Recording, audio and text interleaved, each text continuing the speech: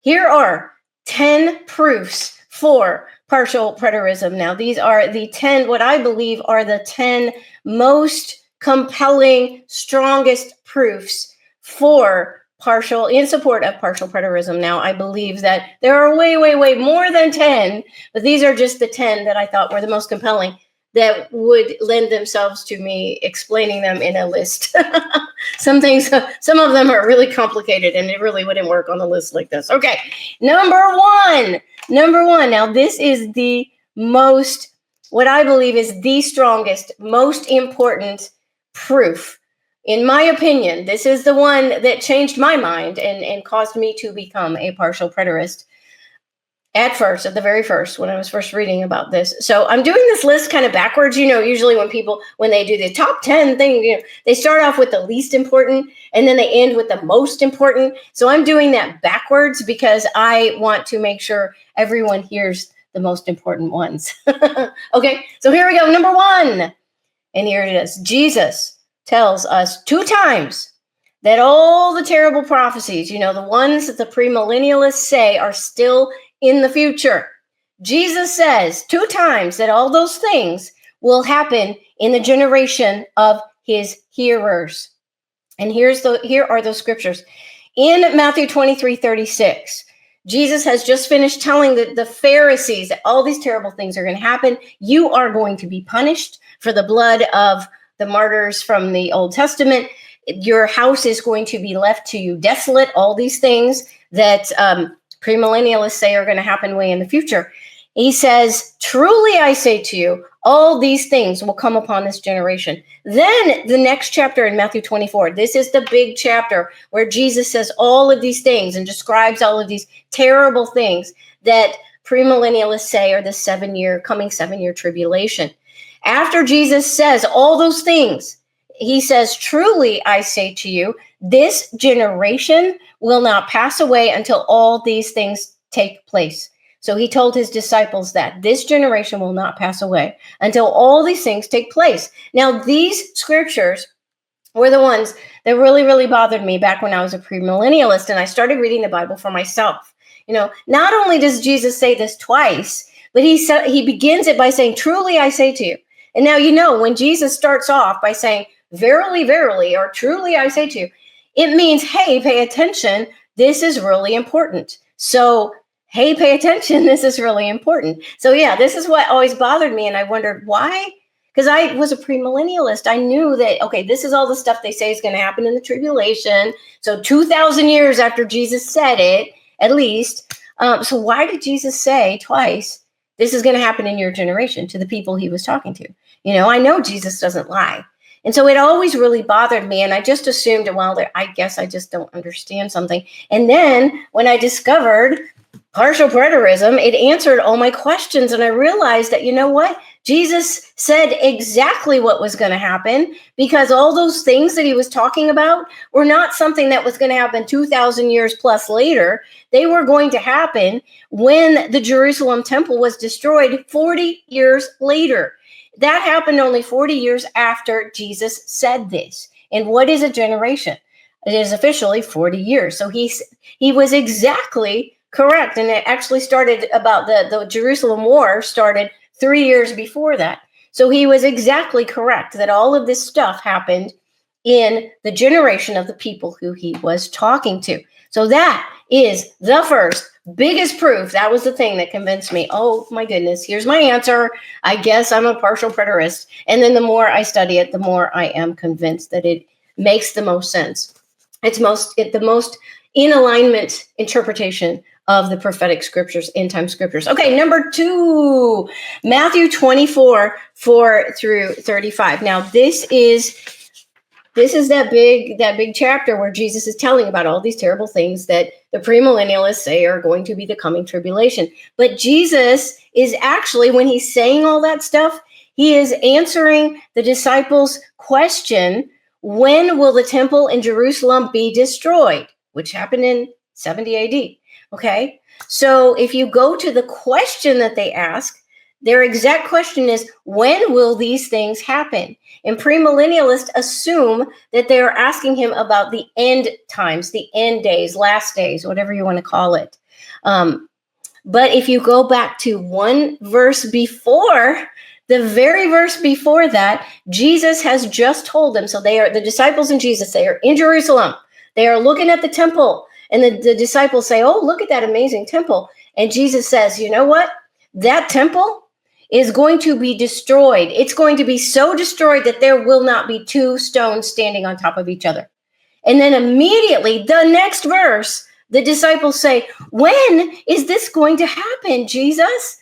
Because this is the most amazing building they've ever seen in their life. And so they are horrified at this idea that this temple could be destroyed. So Jesus tells them, temple's going to be destroyed. They say, when will this happen? Then he starts, Matthew 24, 4 through 35 is when he says, okay, here's how you're going to know. All of this stuff is going to happen right before the temple is destroyed. So he's answering their question, and their question was about the temple being destroyed. Number 3, every single thing that Jesus mentions in Matthew 24, 4 through 35, same passage we've been talking about, it actually happened before or in 70 AD when the temple was destroyed. This includes the rise of false prophets, wars and rumors of wars, nations rising against nation, famines, earthquakes, persecution of Christians, apostasy, and an increase in lawlessness. We know from the writings of Josephus and other first century historians that all of these things were happening at that time. Okay, and you've got all of these people running around now, premillennialists, saying, oh, look at all of these terrible things that are happening now, all of these wars, rumors of wars, earthquakes. Things are worse now than they have ever been before. Surely it's the end days. But if you really look at history, things are they're absolutely not worse now than they have ever been. Do you know how life was in the first century? For Christians, it was the most brutal time period for persecutions of Christians in the entire history of Christianity. Christians were being skewered and burned alive and thrown to wild animals to be torn to bits. They were being crucified just like Jesus was. You know, I know that there are some countries today where Christians are persecuted. And that is horrible, but it was nothing like it was in that first century. And the things that were happening around the world during that time, it was a terrible time in the history of humankind. And there have been many other time periods before then and since, like during World War I and World War II, when things were much, much worse than how they are today. Stop listening to the news and thinking that what they are telling you is truth because they are fear-mongering. They are fear-mongering. We live in a very, very peaceful world today compared to what many of our ancestors, the world that they lived in. So it is absolutely not getting worse now. And during all of these things that Jesus mentioned in Matthew 24 were indeed happening at that time when the temple in Jerusalem was destroyed. So the fact that we are experiencing some of these things today really doesn't prove anything. Okay. Number 4, the abomination of desolation. You've heard of this. This is what Jesus mentions in Matthew 24:15. Now, premillennialists tell the story about this abomination of desolation is this Antichrist figure that is going to, at some point, the temple in Jerusalem is going to be rebuilt for some reason, and that the Antichrist is going to go into the temple and sit down on a throne somewhere, and that is the abomination of desolation. But if you read what Jesus says in Matthew 24, he doesn't say any of those things. So what is he talking about? Okay, so if you cross-reference with the correlating verses in Luke, so both Matthew and Luke tell about this exact same interaction with Jesus when Jesus is telling the disciples all of these things that are going to happen in their future 40 years later. So when Jesus says, if you find that correlating verse, okay, where Jesus is saying exactly the same thing, Matthew says abomination of desolation. But in Luke's version, he says, when you see Jerusalem surrounded by armies. So if you cross-reference those two verses, you see that abomination is not talking about an Antichrist figure 2,000 years in the future. It is talking about what Luke says Jesus said, when you see Jerusalem surrounded by armies. And now that happened when Jerusalem was destroyed in 70 AD, because they started off the battle before they attacked Jerusalem by surrounding the city. Okay. And everyone inside of Jerusalem, because there were mountains surrounding Jerusalem, everyone inside the city were able to look up and see that the city was surrounded by all of these Roman soldiers. So that is exactly what Jesus was talking about right there. Okay. Number 5. Okay, so we're still talking about this abomination of desolation. So when Jesus said this, here is what he said. Here's the context. He said, therefore, when you see the abomination of desolation, which was spoken of through Daniel the prophet, standing in the holy place, let the reader understand. So he also talks about this in Daniel, and we went over that about a month and a half ago, maybe 2 months ago when we looked at Daniel.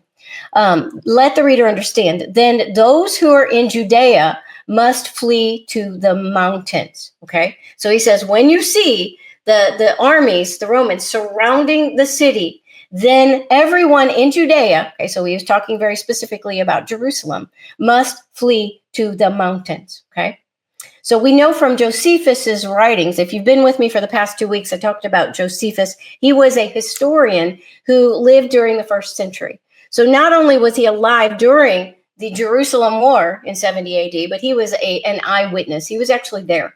And he gives us a very, very detailed account of the Jerusalem War. And so this is a wonderful historical document that allows us to understand a lot of details about what went on during that battle and compare them to what we hear, what Jesus is saying, and then later what we see in Revelation. So that's been a lot of my research, is comparing Josephus's writings with, and I'll talk about that a little bit more later. So anyway, we learn from Josephus's writings that there was a short window of time early on in the Jerusalem War. So it was immediately after they could see the Roman soldiers surrounding the city. Okay. And then after that, the soldiers came down, they descended, and then they sealed off the city. So at that point, nobody was able to leave the city. But there was this really short window of time where if the people escaped the city and ran into the mountains, right after they saw the soldiers, they were able to reach safety.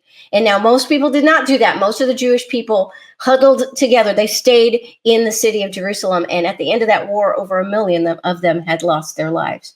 So, but there was a small group of people, and included in that group were a lot of Jewish Christians, because the Jewish Christians remembered what Jesus had said, because his writings, it had been written down, and people remembered that warning. And so when they saw those Roman soldiers, they knew they needed to hightail it out of there and get to the mountains, and they were saved because they got out before the city was sealed shut by the Romans. And so God gave them this warning so that he would preserve a remnant of Jewish Christians during this war. So that's a wonderful, I think that's a really, really big proof. Okay, number 6, Matthew 24:28. This is the very end of all these things Jesus is saying are going to happen.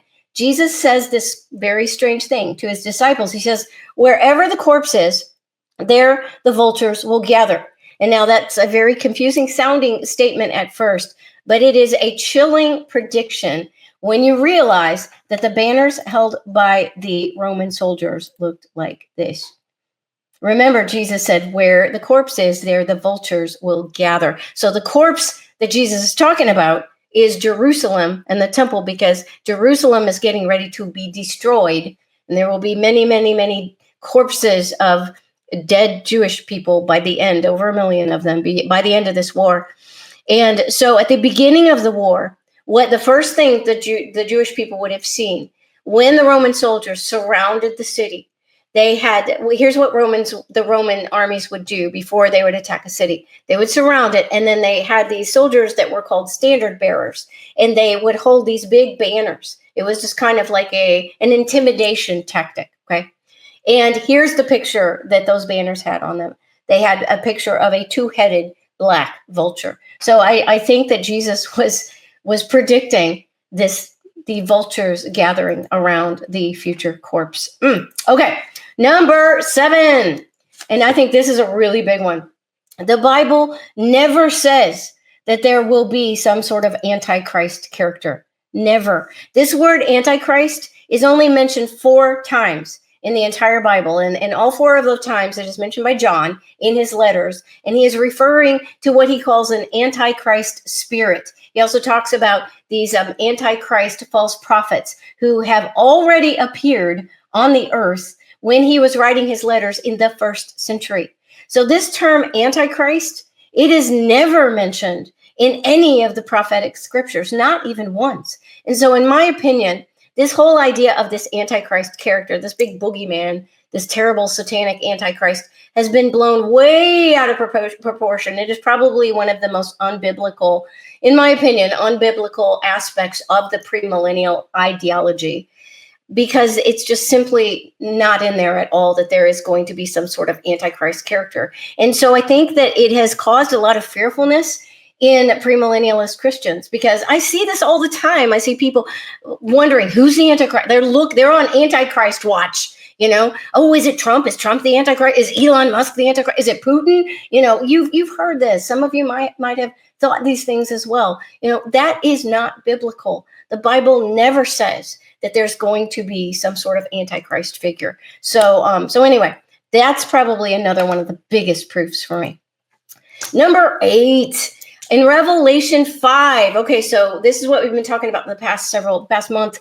We're going into Revelation. We're looking at John. The Apostle John was having a vision in which he went up to heaven, and he saw this Lamb character, who is Jesus, take a scroll from God and begin breaking the seals after he has ascended back to heaven from earth. Now, premillennialists say that everything in Revelation is going to happen in our future. So it would have been 2,000 plus years after John had his vision in Revelation. Okay, but we know that is not the case for this particular scene in John's vision, because at the beginning of John's vision, there is an angel that is saying no one is worthy to break the seals of this scroll. And everybody in heaven is lamenting about this. In fact, John is weeping greatly because no one in heaven is worthy to open the scroll. Then right after that, in the same vision, this Lamb character appears, and it's clear that it is Jesus Christ. And now all of heaven erupts into this celebration, because now the Lamb has accomplished this thing on earth, has fulfilled the law, and is worthy to break the seals on the scroll. This happened while John was watching. So this was when Jesus had died on the cross, he rose again, and he ascended back into heaven. So this part of the vision took place when Jesus ascended back to heaven. Okay, why would the angels and all of the creatures in heaven wait 2,000 years to celebrate what Jesus accomplished on the earth? It happened at that time. All right, that is number 8. Number 9, the terrible things predicted when the 6th seal is broken in Revelation 9. Earthquake, stars falling to the earth, the sun going dark. These are the exact same things that Jesus predicted in Matthew 24 that we've been talking about, okay? The same things that Jesus says will happen in his generation. So the 6th seal in Revelation is talking about the destruction of the Jerusalem temple in 70 AD. It is not talking about something in the future. It is also just the very same thing that Jesus was talking about in Matthew 24. Okay, now for the last one, number 10. Number 10, this one's a long one though, because this is about the trumpets. If you were with me last week, we talked about the trumpets of Revelation. Please go back and watch that video if you missed it. Okay, so here is the last proof. The 7 trumpets of the 7th seal in Revelation 8, chapters 8 through 11, perfectly match Josephus's account of the Jerusalem war in 70 AD in the order of the events that happened. So let's go through these really quickly. So this includes, okay, so we're going to go through all 7 trumpets. And so you know what I have to do when we do all the trumpets. The first trumpet. Okay, the first trumpet. Here is what John sees in the spirit realm. He sees hail mixed with hail and fire mixed with blood, hurled to the earth or to the land, and a third of Jerusalem was burned up. That's what he sees in the vision. Now, what's happening in the physical realm, according to Josephus? This is how the war of Jerusalem began, with arrows and boulders and other projectiles being hurled at the city of Jerusalem by the Roman war machine. And many of these projectiles would have been on fire. So notice the correlation between the vision and between what was happening in the physical reality of it. The whole thing started with all of these projectiles being rained down on the Jews in Jerusalem. And here are pictures of just a couple of those Roman war machines that you may have seen something like this in movies, where they have all these contraptions that would allow them to hurl stones and boulders and other things at the walls and over the walls of the cities. They're attacking with great force. Okay, so that is the first trumpet. Second trumpet. A great burning mountain, something like a great burning mountain was hurled into the sea, and the sea became blood, and it killed all the creatures in the sea. Now, that is what John sees in the vision. But in the physical reality of it, this is what we learned from Josephus. There was the next thing that happened in the battle. There was a great tower. So this great mountainous tower in the city walls of Jerusalem, called the Tower of Antonia. And the Roman soldiers were trying to dig down underneath it. And the tower fell very suddenly, very unexpectedly. And so I believe that was the mountain that fell.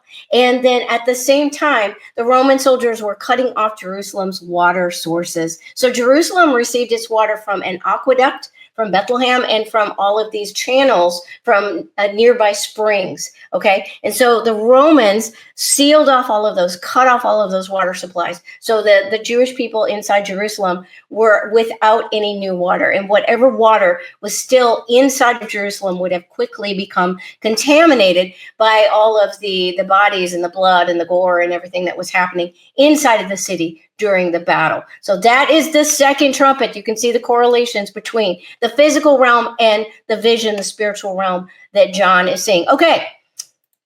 Third trumpet. At this point, John sees in the vision, he sees this star called wormwood fell to the earth, to Jerusalem. And many people died due to the bitterness of the waters, is what John tells us from his vision. Okay, so in the spiritual realm, or that's the spiritual realm. In the physical realm, we believe that is talking about wormwood is Titus, who was the Roman military leader during the Jerusalem war, and his soldiers. And at this time in the battle, they breached the city's walls and they began a bloody, brutal hand-to-hand combat within the city for the very first time. And at the same time, Jewish deserters were taken outside the city and crucified on crosses. So it would have been a very, very bitter time indeed. Okay, and now a lot of historians, not just partial preterist historians, but also premillennialist historians, believe that wormwood here is indeed talking about a person. Okay, so of course, premillennialists would believe it's in the future, but I believe partial preterists believe it's talking about Titus, the Roman military leader at that time. All right, fourth trumpet.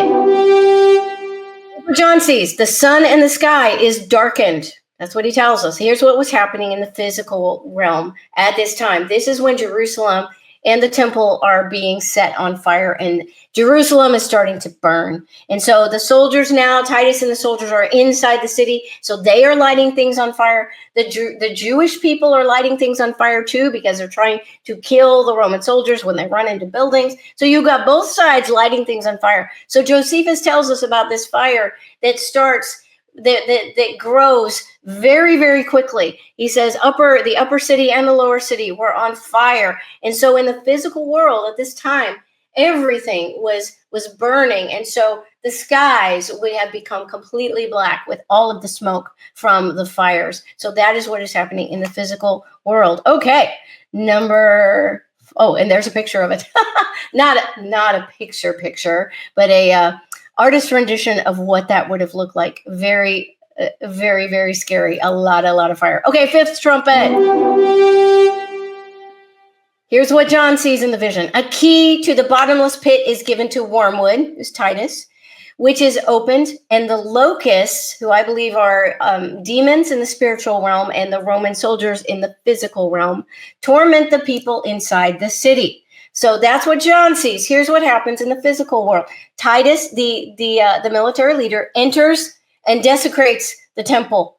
Okay, so at this time, Titus himself and then all of the Roman soldiers, they enter into the temple. They go into the Holy of Holies, the most sacred part of the Jewish temple, and they are ransacking it, and they are destroying it, and they are burning things down. They are murdering Jewish people inside the temple, inside the Holy of Holies. They are murdering them and leaving their bodies scattered around the holiest place of the temple. This is an abomination of desolation. This is the worst abomination that the Jewish people could ever imagine happening. And I believe that when that happened, when these pagan demonic military soldiers entered the holiest of holies, this place where God's presence had been, I believe that at that time, God's presence officially left the temple. Okay.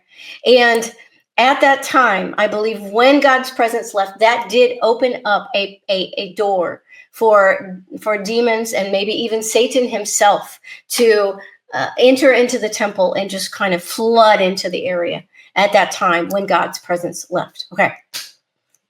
That was the fifth trumpet. Okay, the sixth trumpet.